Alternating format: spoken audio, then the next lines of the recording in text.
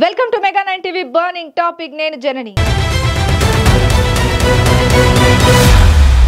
China అంటేనే గట్టి గోడలు, కానీ ఇప్పుడు ఆ గోడలు కాస్త తెరుచుకుంటున్నాయి. భారత్తో సంబంధాల్లో చైనా ఒక్కసారిగా సాఫ్ట్ కార్నర్ చూపిస్తోంది. టూరిస్ట్ వీసాల సంగతిలో ఊహించని మార్పు. 2025 మొదటి 3 నెలల్లోనే 85,000 వీసాలు జారీ చేసింది. అసలు ఈ సానుకూలత వెనుక కథ ఏంటి? చైనా ఎందుకు భారతీయులను ఇంతగా ఆకర్షిస్తోంది? ఈ నిర్ణయం వెనుక దాగిన లెక్కలు ఏమిటి? ప్రపంచ టూరిస్టుల విషయంలో చైనా వైఖరి ఎలా ఉంది?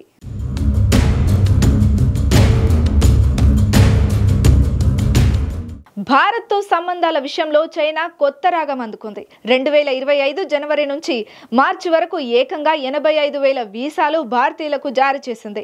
టూరిజం, వ్యాపారం, చదువులు, కుటుంబ పర్యటనల కోసం ఈ వీసాలు ఇచ్చారు. అంతేకాదు వీసా నిబంధనలను సులభం చేసి ఆన్లైన్ అపాయింట్మెంట్లు తొలగించి ఫీజులు కూడా తగ్గించారు.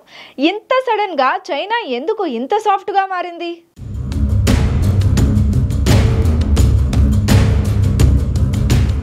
చైనా ఈ సానుకూల వైఖరి ఎందుకు చూపిస్తోంది?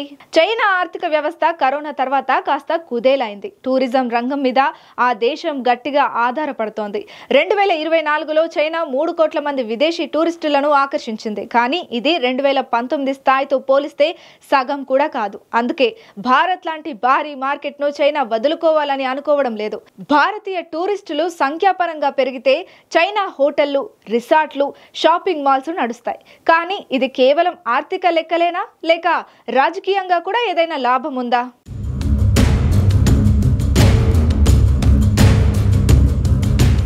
చైనా వీసా విధానంలో సడలింపు కేవలం భారత్కే కాదు, విదేశీ టూరిస్టులందరికీ వర్తిస్తోంది.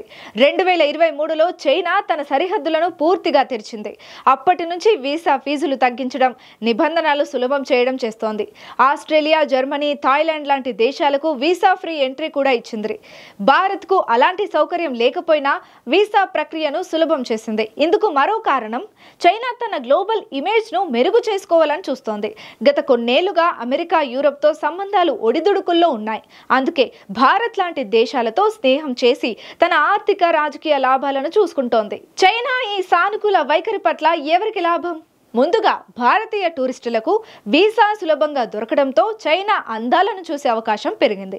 చైనా టూరిజం రంగానికి కూడా ఊపిరి వచ్చేలా ఉంది. అంతేకాదు వ్యాపార సంబంధాలు, విద్యార్థుల టూర్స్ కూడా పెరిగే అవకాశం ఉంది. కానీ గతంలో భారత్తో సరిహద్దు ఘర్షణలు, వీసా ఆంక్షలు చూసిన చైనా ఇప్పుడు ఇంత స్నేహంగా మారడం నమ్మశక్యంగా లేదని కొందరు అంటున్నారు. ఈ నిర్ణయం శాశ్వతంగా సానుకూలంగా ఉంటుందా, లేక తాత్కాలిక ఆటగా మారుతుందా అన్నది కాలమే చెప్పాలి.